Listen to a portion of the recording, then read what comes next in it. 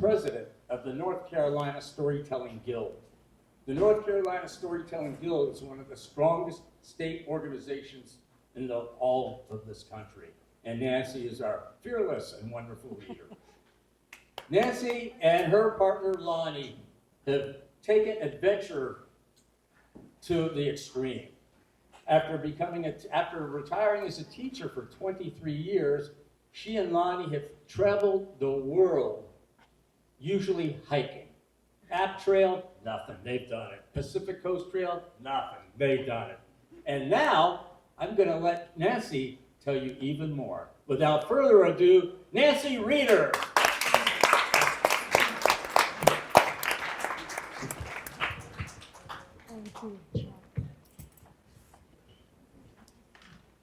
I'd like to be on top of that mountain. That's what my friend Lonnie said when we stood on the deck of our house.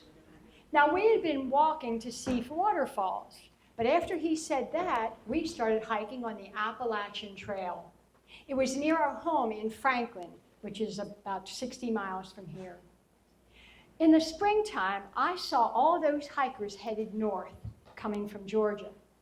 I was amazed that I could walk this entire trail all the way to Maine. I said to Lonnie, why don't we do that? And he looked at me and he said, what for? I said, to hike. And he said, what would we do all day? And I said, hike.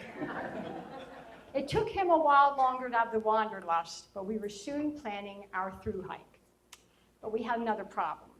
Neither one of us likes to hike in the hot summer months with the bugs and humidity. And then I remembered my cousin's daughter, Molly LaRue. She and her partner hiked the trail southbound. That means she started in Maine, climbed up the top of Katahdin, where the beginning or the end of the trail actually is, went back down, and then headed south. And that's what we did on July 29th, 2009. But starting in Maine, I realized something. We were doing a lot of bouldering because we were climbing up mountains and descending them. And it really built up my leg muscles because we had to like pull at a little root or a small tree to heave ourselves up. But I realized something else 200 miles later. We were climbing up Baldpate Mountain, and it was a cold and windy day. Now, Lonnie's a faster hiker than I am, so he always waits for me at the top, which is okay with me because I like to hike by myself. Well, I had to do a lot of bouldering, and finally I was above tree line, which meant I was nearing the summit and there weren't any more big trees. But I couldn't find the next white blaze. Now, that's a white rectangle that's painted on trees and posts and other places. And all I had in front of me was this rock face that went straight up, and then all I saw was sun. I imagined a cliff. And I looked around, I couldn't find it. I looked behind me, and because I was so high up, I felt I could see all of Maine. The wind was whipping 35, maybe 40 miles per hour. I was scared. I crouched down. Then I saw this little sapling to my left. I crawled to that, and then I saw another and crawled to that, and then I saw what had happened. There had been a rock cairn, which is a stack of rocks that had toppled over, probably from all the wind. I was able then to see a white blaze. I went beyond that, and I came around where that cliff was, and there stood Lonnie. He had a look on his face like what I was feeling. What the heck are we doing out here? Now, that cliff was about 3 feet. But there was nothing else we could do but keep going, and that's what we did. The next day, we were climbing up Old Speck. Now, that mountain is named that because from a distance, there you see flat rocks and trees all intermingled together, so it looks speckled. Something shifted in me as I climbed up Old Speck. And by the time I began the descent, which was tough and steep, I felt that I can hike anything this trail gives me, and including any other trail I decide to hike, I can do it. And that has stayed with me ever since. Cool. But the next day, we were coming to the Mahoosic Notch. That, if you've never heard of it, anyone have? That is a mile-long gorge filled with boulders the size of cars and trucks, with trees growing up in between them, and you can see water gurgling below, 6 to 8 feet down. There was one place we had to crawl under a boulder, pushing our pack in front of us. Well, I came to this one boulder that was about yay high. There was no place to put my feet or my foot to heave myself up. Remember, I had my pack on my back, it was about 23, 24 to 32 pounds, depending on how far we were from town. And now I just happened to catch Lonnie out of my eye, just his head. Now, some people call it something for the playground for adults. And Lonnie seemed to be having fun, bouncing from one boulder to the next. I just saw his head. I called out, "Hey, Lonnie, hold up. I can't get up onto this boulder." Now, I had tried to go around it, but the crevice was too wide. He yelled back, "Use your upper body strength." I don't have any upper body strength. But in my anger, or maybe it was something else, I managed to get up on that boulder and continue on my way. There have been a lot of divorces after married couples, but we're not married. Months later, we were nearing Springer Mountain in Georgia, and we were excited. We'd be finishing the trail soon, but it was snowing. This was winter now. Hiking in the fall and winter was part of what we would be doing, and we don't mind hiking it. But on this day, the snow was coming down, the cold winds. Now, Lonnie was sweating a lot on the inside from all the climbs and freezing on the outside from all the wind and snowfall. But I was having a good time. I was just hiking away. I loved the snow. And then I started thinking about what other hikers had told us. There's this trail out in California and Oregon and Washington called the Pacific Crest Trail.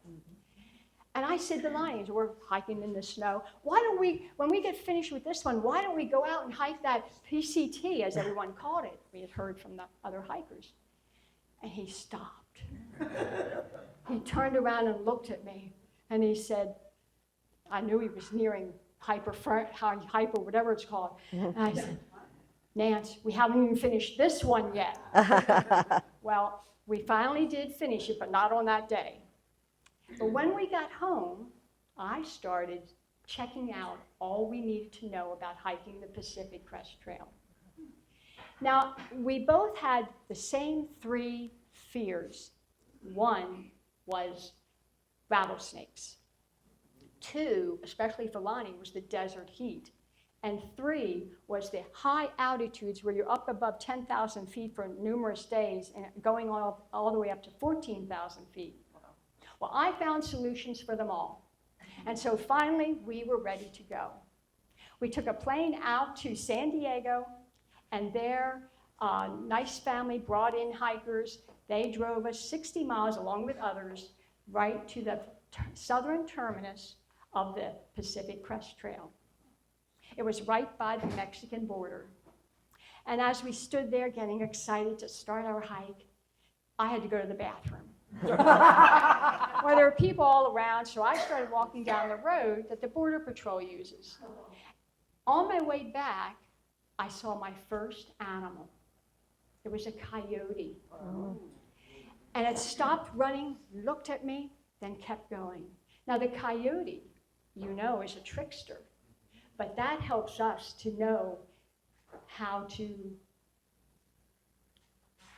This was a word I was always having trouble with when I was practicing this story. Give it to me. What? Discernment.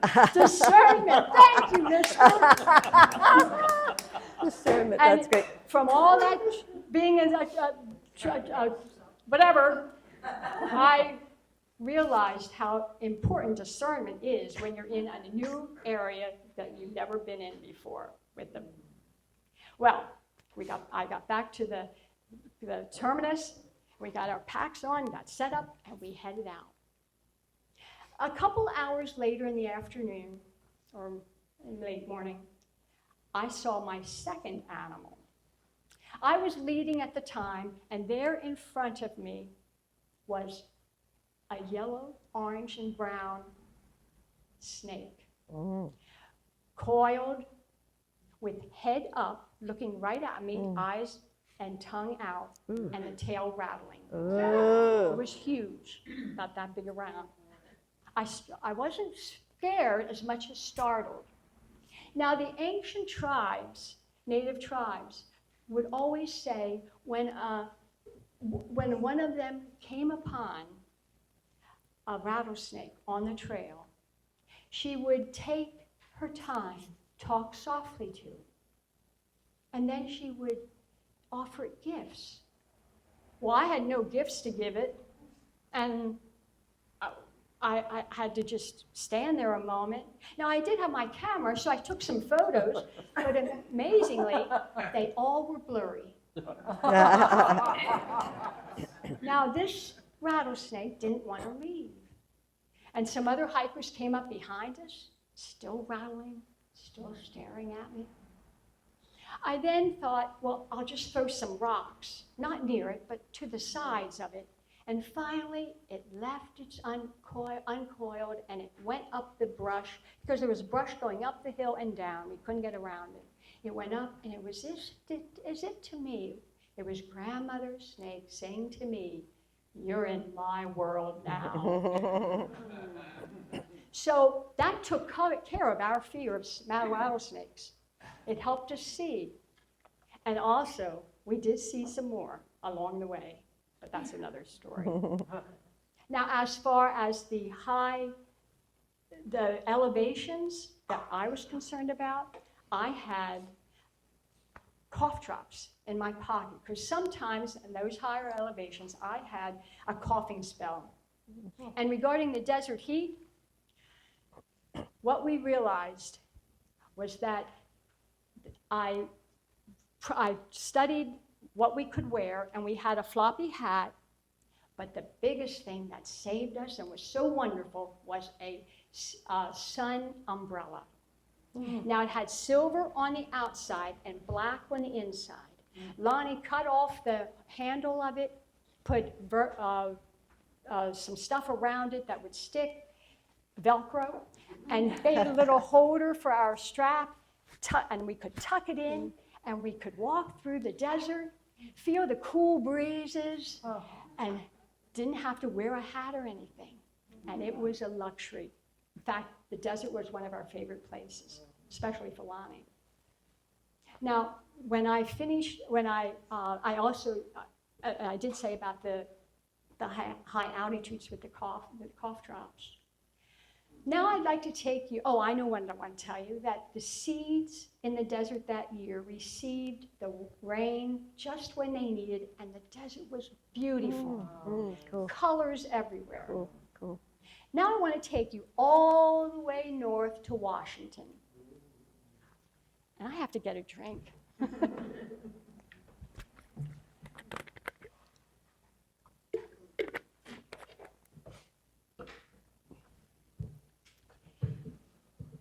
I woke up at 6:30 in the morning with water dripping on me.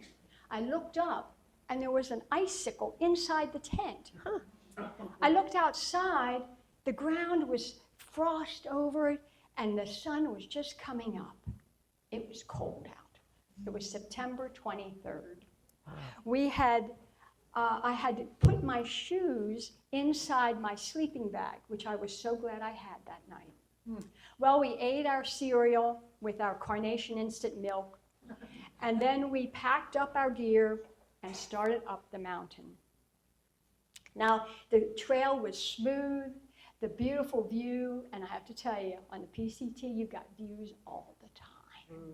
One place we could see the trail for 8 miles. Wow. And as we climbed, began our climb, I said, "Good morning," to Lonnie, and he looked back at me and came down, and we gave each other a hug. Sometimes you forget about what really matters when you're out in the trail. Well, he went ahead, and I was fumbling with my cough drop, trying to get the paper off, because I thought we had a big climb, and I was concerned about the coughing. And then all of a sudden, slam! I'm on the ground. Hit my elbow in the frozen ground. I yelled. Lonnie heard me, came running back. I said, "I think I broke my elbow." He said, "No, you didn't." He knew that we were out in the middle of nowhere. We had left Stevens Pass 2 days before. I said, "Help me get my pack off." And he helped me get it off. And some rocks over on the side, and I sat down on them. And now, if you've ever you hit your crazy bone, well, this was like quadrupple, the discomfort. And I sat there for a while, and it seemed to calm down. And I said, I'm ready to go. And he said, "Do you want to go back?" I said, "No, I'm good. We're going forward." We had 75 miles to the next town. And I tried, he helped me get my pack back on, and I tried to hold my trekking pole, but I couldn't. I couldn't do that. So I just had the one, and we collapsed the other, and he put it in my side pouch. We continued on up the trail, and there wasn't any big climb. We were almost at the top, and then we were winding around, and then after a couple hours, we sat down on a big boulder, and then this other hiker comes up. His trail name was PT. And as he came, I said, "Hey," and we had seen him before. I said, "Are you a physical therapist by any chance?" And he said, "Yes." Oh, that's great. I said, "Can you tell me if my elbow's broken?" And he came over, and he asked me to squeeze his hand with my hand, and I could do it. He said, "I don't think it's broken." And then he said, "Let me look at it." And we pulled my shirt up, my sleeve, and I had a sack under my elbow about the size of a golf ball. And I went, "Whoa, that's pretty interesting." He left then, and I got my pack back on, and we continued. We hiked 17 miles that day. And at night, my hand was swelling up a little bit, so Lonnie put water in one of our water bags, and the cold stream water, and I put that on it. I slept with it right like this or like this, trying to get it up by my heart. Well, we were in what's known as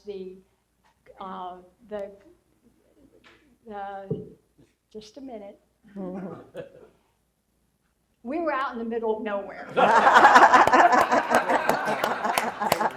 In fact, it was the glacier something mountain, wherever we were. And we were in the hardest stretch of trail in Washington. We had 25,000 feet of going up and 25,000 feet of going down. God. At one point, this happened twice, came to bridges that were washed out. One was like this. So I had to very carefully, you could still walk down, but you had to be careful because some of it was broken up. Walk down and then walk back up. Oh.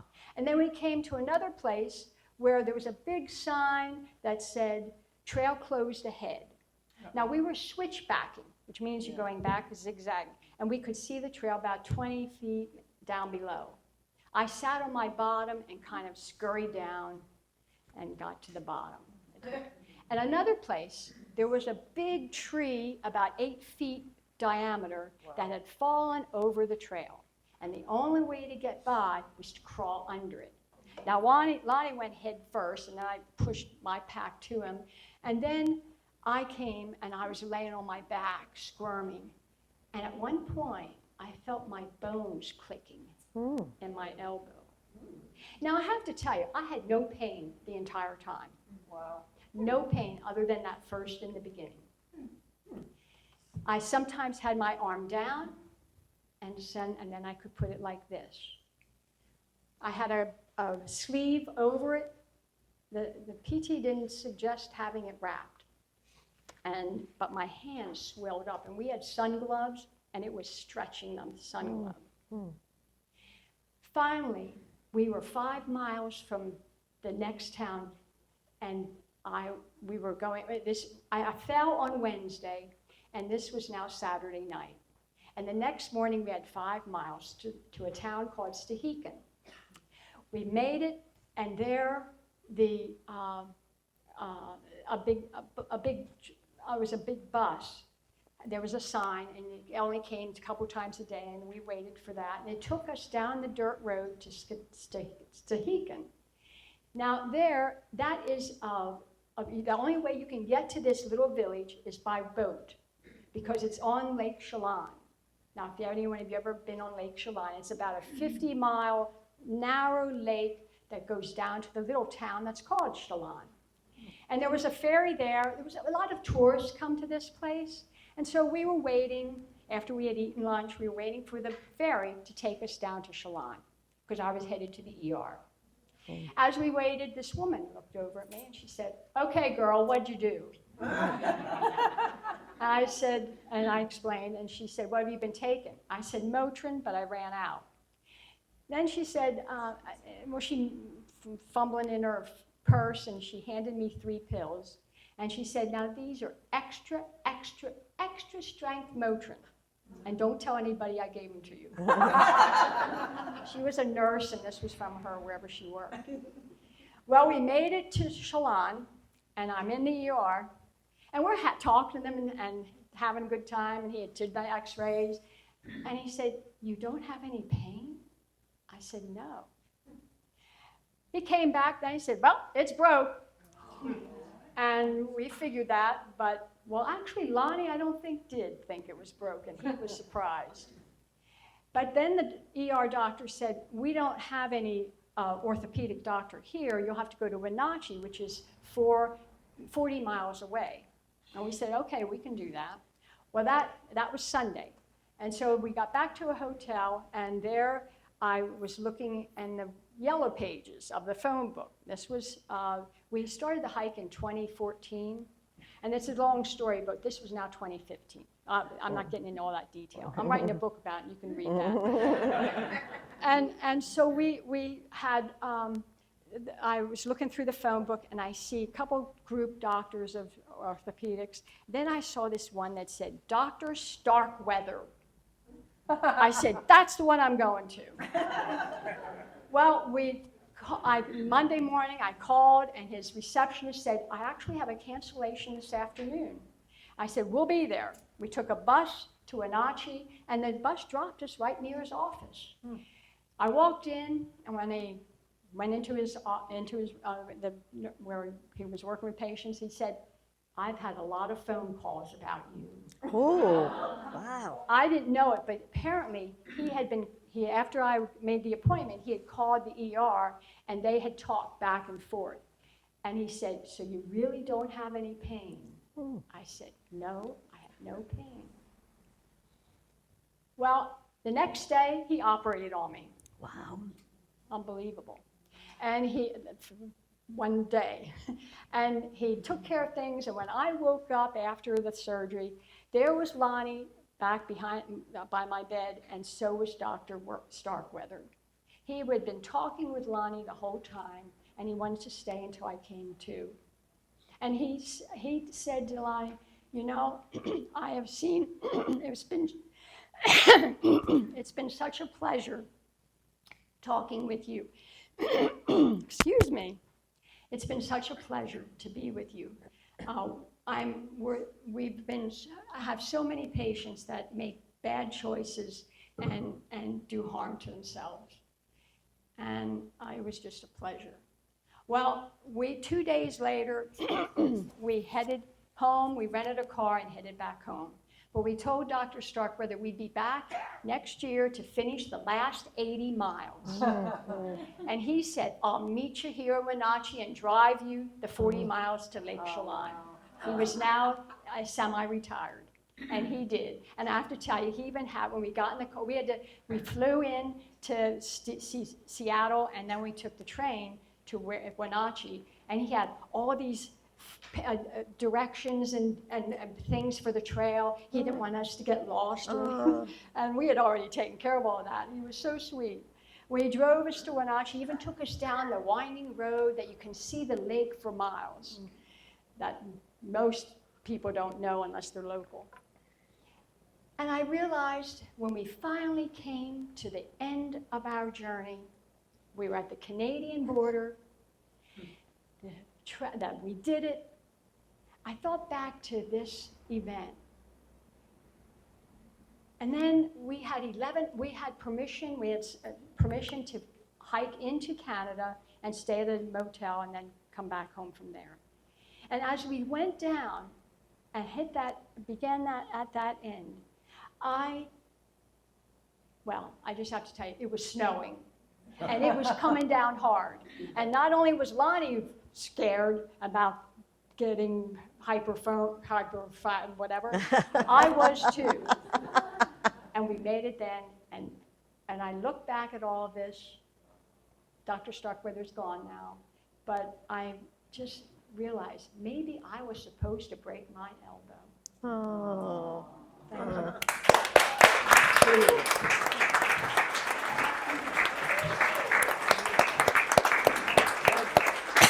What a hiker, huh? What a hiker. And now you know why we came up with the title, Wise Women, Fearless Sisters, as you all are. Yeah. Wow. Well, before I introduce the next